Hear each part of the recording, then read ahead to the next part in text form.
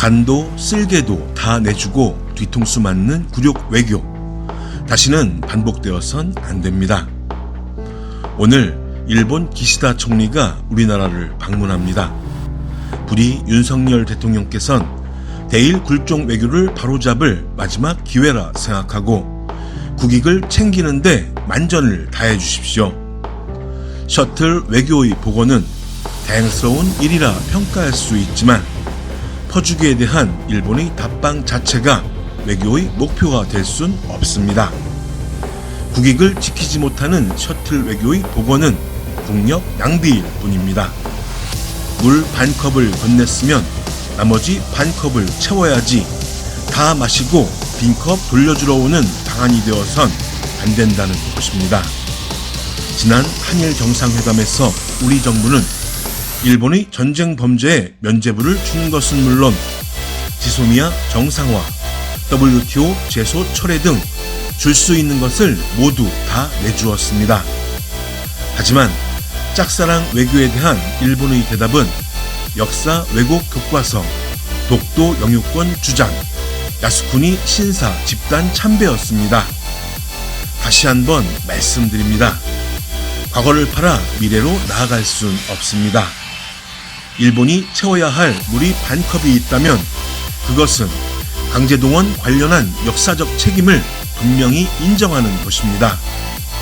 이번 정상회담에서 대법원 판결을 무시한 채 피해자 동의도 없이 밀어붙인 강제동원해법을 원점에서 재검토해야 합니다.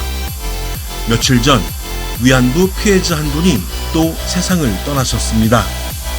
일본의 전쟁 범죄에 대한 온당한 책임을 물을 시간이 얼마 남지 않았습니다. 나아가 과거사에 대한 총리의 직접적이고 분명한 사과를 받아내야 합니다.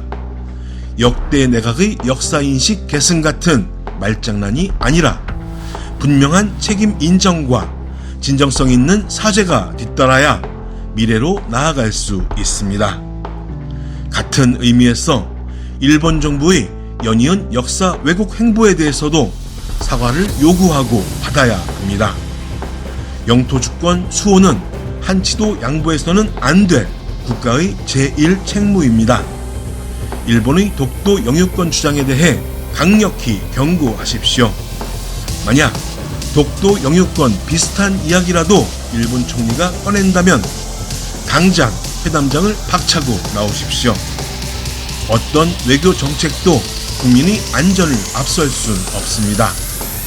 오염수 방류에 대해 우리 국민은 물론 국제사회의 우려가 큰 만큼 후쿠시마 원전 오염수 해양 투기 계획을 철회하고 국제적 공동 검증 및 조사부터 반드시 관철해야 합니다. 이런 선 조치 없는 일본의 농수산물 수입 요구는 사전에 차단해야 마땅합니다. 무엇보다 우리 정부는 오직 국익이라는 각오로 회담에 임해야 합니다. 기시다 총리는 일본 국익의 관점에서 중국, 러시아와 관계 개선의 노력을 하고 있습니다. 셔틀 외교 정상화를 기초로 한중일 정상회담을 정상화하는 등 우리 정부가 다자간 외교, 실용 외교를 통해 국익을 극대화할 계기를 만들어야 합니다.